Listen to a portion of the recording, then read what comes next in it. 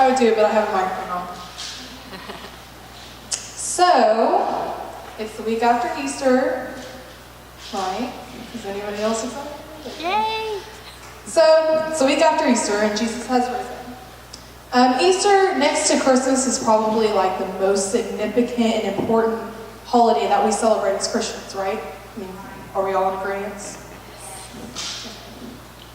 So one of my favorite stories come from John 20:11-18, and it says, "But Mary stood outside the tomb crying. As she was crying, she bent down and looked inside the tomb. She saw two angels dressed in white, sitting where Jesus' body had been, one at the head and one at the feet. They asked her, 'Woman, why are you crying?'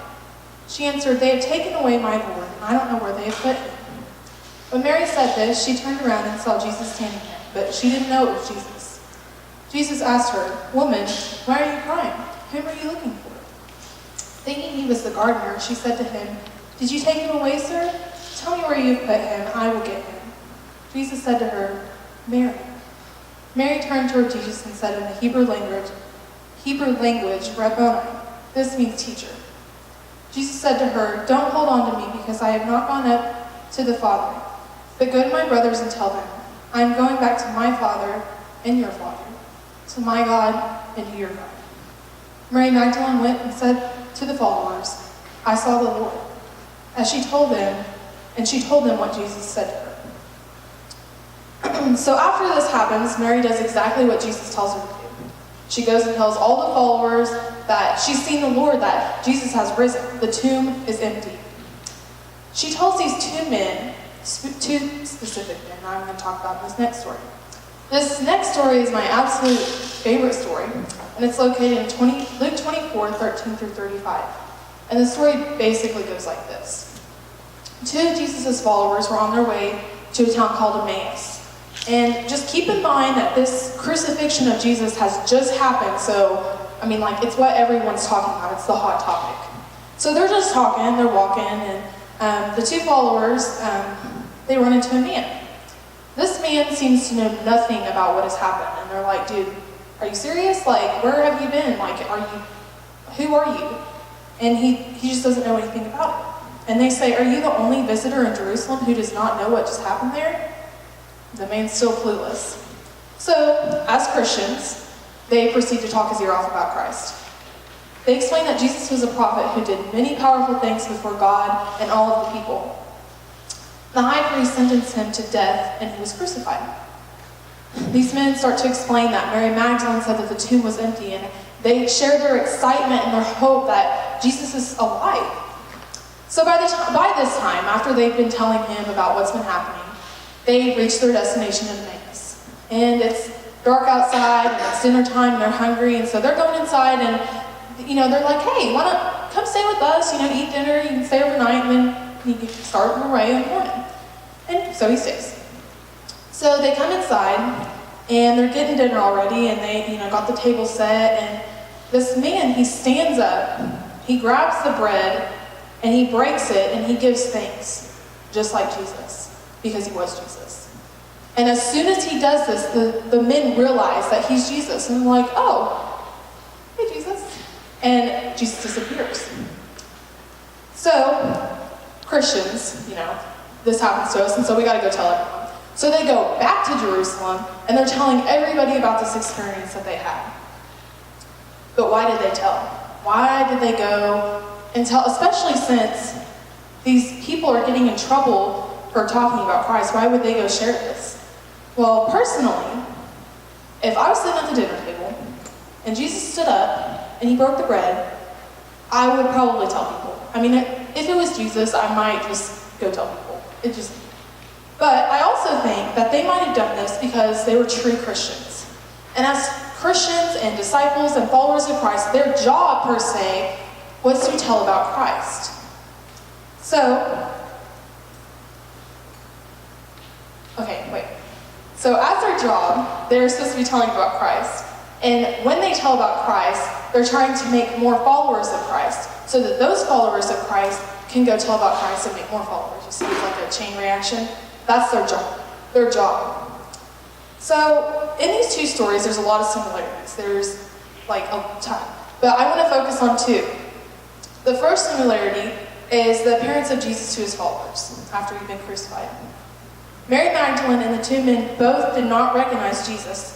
And, they didn't know that it was Jesus they were talking to until he did this one thing that it snapped in their mind that they were like, oh, this is Jesus.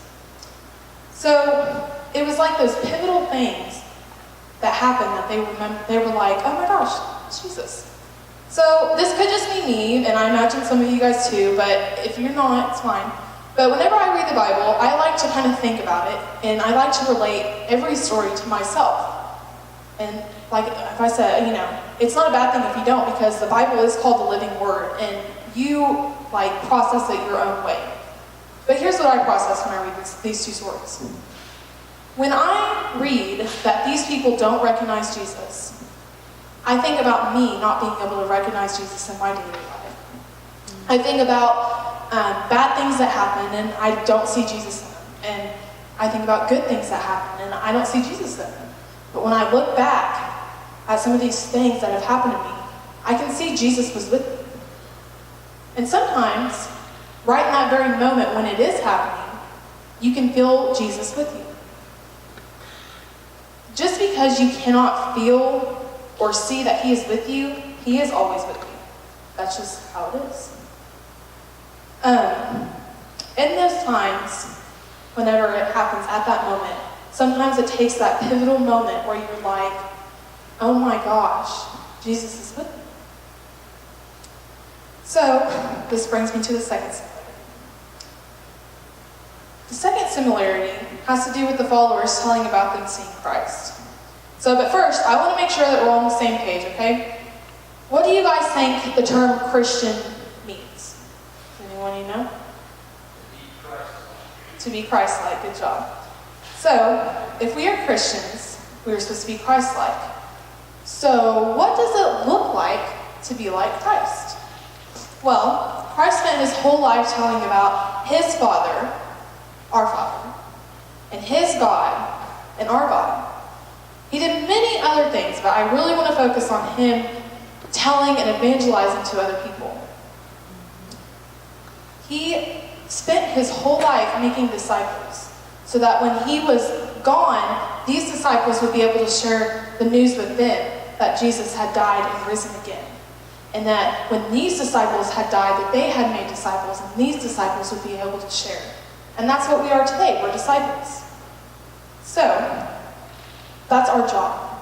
Our job as Christians, being Christ-like people, is to share with people. And I'm sure you guys have heard the term, share the good news. What does that mean? What does it mean to share the good news? What is the good news? Well, here's the good news. The good news is the story of Easter.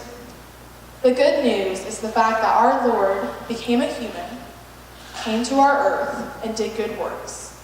And for these good works, he was crucified. He was put in a tomb, and he rose from the dead 3 days later, just like he said he would. And you know the best thing about that? He didn't do it to benefit himself. He did it to benefit you and me. And all he asks from us is to share the good news and not to sin. So, I'll end with this story. 17 days ago, I got a lab puppy.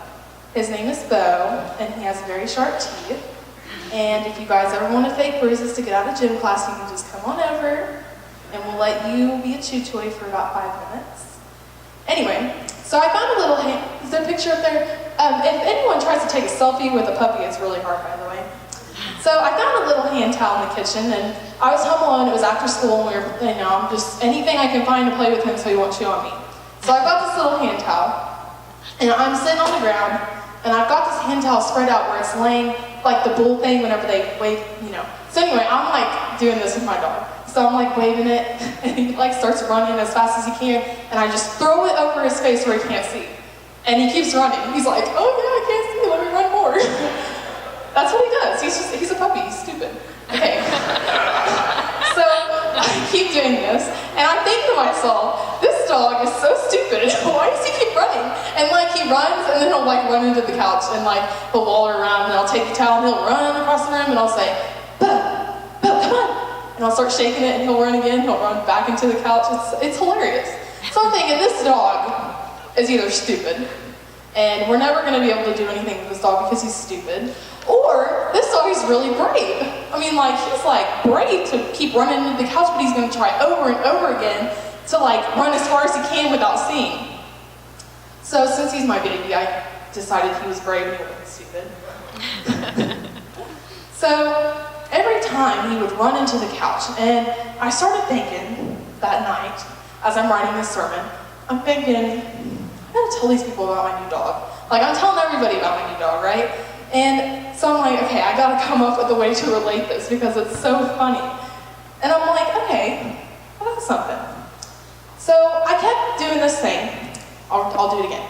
So I shake this thing, and he'll run towards me, and I'll throw it over his face, and he'll run into the couch and roll over, and it keeps happening over and over again. And I think, what if we did that as we told people about Christ? I know that doesn't make any sense right now, but what if we approach things like that as we evangelize to people? How basically we would cover our eyes and open our hearts instead.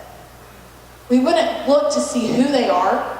We wouldn't look to see where we are. We wouldn't look to see what circumstances we're in. We would share the good news, whoever they are, wherever we are, whatever's going on. So maybe don't literally cover your eyes whenever you're telling someone, because that might freak them out a little bit. No. So Jesus died on the cross, and he rose 3 days later, and he saved us all. No, Jesus didn't run. He went straight to the cross for you. So, but whenever you go and you tell people like these disciples, because all of you are disciples of Christ, okay? So whenever you go to tell people about the good news, don't look. Open your heart, and it doesn't matter who they are, what background they come from. It doesn't matter where you are, if you're at school or if you're in a ghetto or wherever you are, what circumstance you're in. Don't be afraid. Don't care who they are. Share the good news. Tell the good news, because that is your job as a Christian. Please stand and pray with me.